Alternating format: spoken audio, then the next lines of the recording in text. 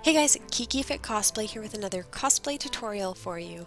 So today we are going to be making the new Elsa dress from the Frozen 2 movie for my niece. I am so jealous, I want this dress for myself, but we are going to be using the new Jalie pattern 2913. It's the off-the-shoulder skating dress off their website, which I will be linking in the description below if you wanted to try this for yourself. I did personally make a lot of adjustments to the pattern later on, but I did start by laying out all the pages from my PDF file and tracing them out onto wax paper.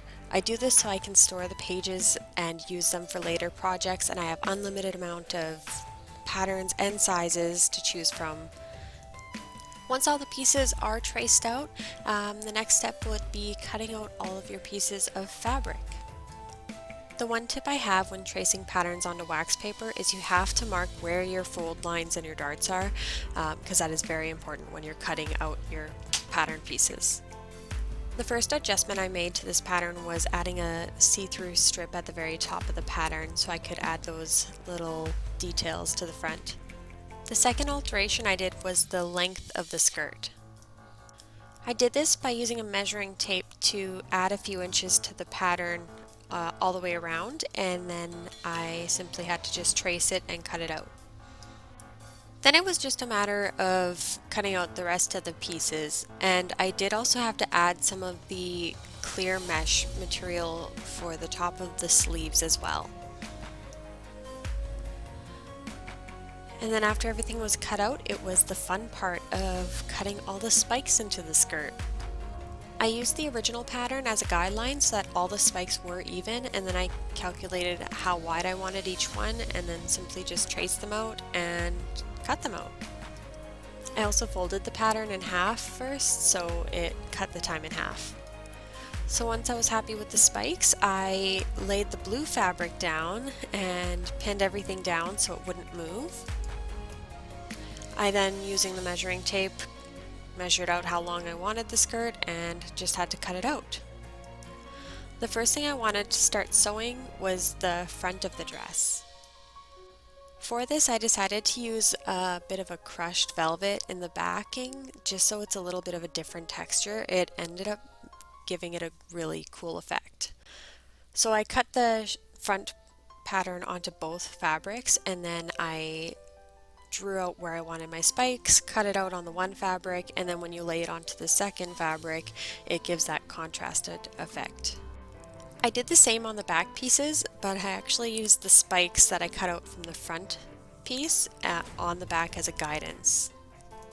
This just made it a little faster to draw the spikes onto the pattern piece. Once I was happy with how the design looked on my pattern, I used a zigzag stitch to slowly and carefully sew them together. The zigzag stitch will still allow for some stretch because I'm using very stretchy materials, and it is meant to be more of like a dance costume that she can run around and play in, not so much a dress that she's going to be performing in. Make sure you use a lot of pins when you're laying your pattern down, because I found that this type of material really did want to shift, especially since the spikes were so thin at the top. Pins just help to ensure that the pattern will stay straight, especially when you're flipping the pattern back and forth, because the spikes are so close together. Once you are happy with how the pattern looks, you can turn the pattern around and cut out the excess fabric that is sitting behind so it doesn't overlap as much. Next, I took the front of the dress and I folded over the top hem and placed the see-through fabric just behind it, and then I pinned it all together. The piece I have here looks really long, but I ended up folding it in half and then sewing it along the band as well later on. This part wasn't really necessary, but I thought it would add a little bit of a pop to the small details on the top and add a little bit more stability to them as well. I'm really glad I went with this option in the end. And since the sleeves attach to the front of the dress, you have to do the same process to them as well. That piece is also really helpful on the sleeve if you added the snowflake to the top as I did. The next step was to take the front piece and the back piece and to sew the sides together. Once those pieces were together, I decided to go back to the sleeves and to sew those together so I could attach those to the dress itself. Now that the top half of the dress was all coming together, I decided to work on the bottom portion of the dress.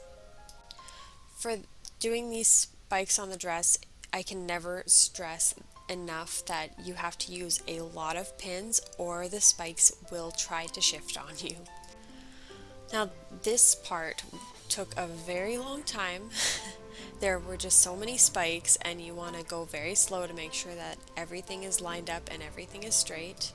This process seemed to take forever because I just wanted to go slow and make sure it was all done correctly. And this skirt was actually a lot shorter because it's meant for a small child. I could only imagine how long it would take if I was making the full-size dress.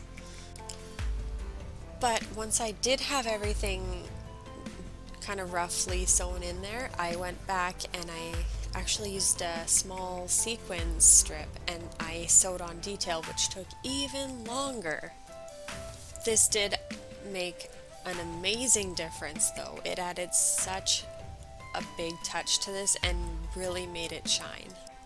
Now to show just how much sequins I actually used during this dress, between the skirt and the train, I think I bought just over 20 meters of this sequin strip and I used basically all of it except for maybe 10 inches. To apply the sequins, I did do a straight stitch instead of a zigzag stitch. Because this dress is viewable from the back, I decided to cut the individual spikes from the inside and make it look a little bit prettier. If you really wanted to, you could add a trim to the inside as well, but I didn't really see that necessary. I did also take this chance to go along the edge of the dress where the slit was going to be, and I rolled the edges over for a nice finished look, and then I also hemmed along the entire bottom of the blue fabric. Next came the exciting part of putting it all together. This dress has a side slit, so that's where I left the seam, and I kind of just left the two pieces open and I didn't sew the skirt together. This pattern also is for a bodysuit, so I didn't actually add the bodysuit portion. I just attached the skirt to the top piece to make it a dress instead. I think my favorite part about making this dress was probably the bedazzling.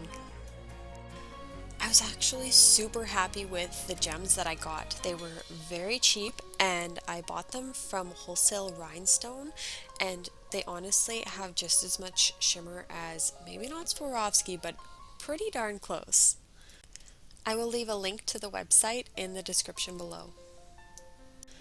I usually prefer to use hot fix gems, which they do also have on that website, but these gems, because they were a different shape, they didn't have the hot fix option, and I didn't have any fabric glue on me, so I had to make do with the hot glue gun for this. But if you were going to do it, I would recommend a fabric glue. The dual train on the back of her dress was probably the easiest part. It was just two long rectangles of fabric. All I did for some extra flair was took those strips of sequins and I sewed them all along in little strips. I also hemmed along all four edges of each train. As one of the last steps, I added all the little tiny details to the top, and because pinning them was just not really an option for me and I didn't have the patience for that, I used a little bit of hot glue just to tack down the edges to keep it in place, and then I sewed them all on individually. Because these details were so tiny, it was a little bit difficult to maneuver the machine appropriately, so if you were more comfortable with hand sewing them on, you can do that as well. There is also the option of just using fabric glue if you're more comfortable with that. I personally preferred the machine because I really enjoyed that finished zigzag look that the machine made. One of the last steps is adding the spaghetti straps to the top of the dress that come with this pattern. I really wanted to go with an invisible strap type look, so I went with the same material that I used along the top of the dress. And once the straps were on, I took those rectangular pieces of fabric that I used for the back of the train and I bunched them all together and I kind of pleated them on the back, and then I sewed them along the back portion of the dress where the straps sat. Now that the sewing portion of the dress was done, I got to sit back, relax, and bedazzle the bananas out of this dress.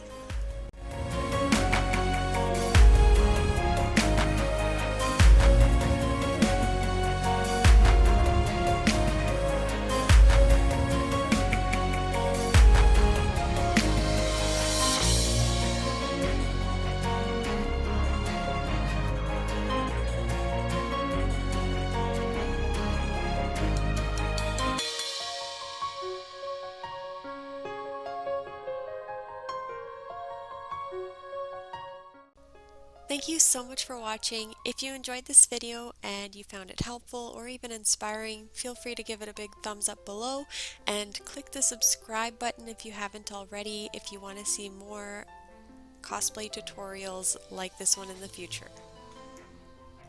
You can also leave a comment below if you would like to see me do a certain character or cosplay tutorial in the future.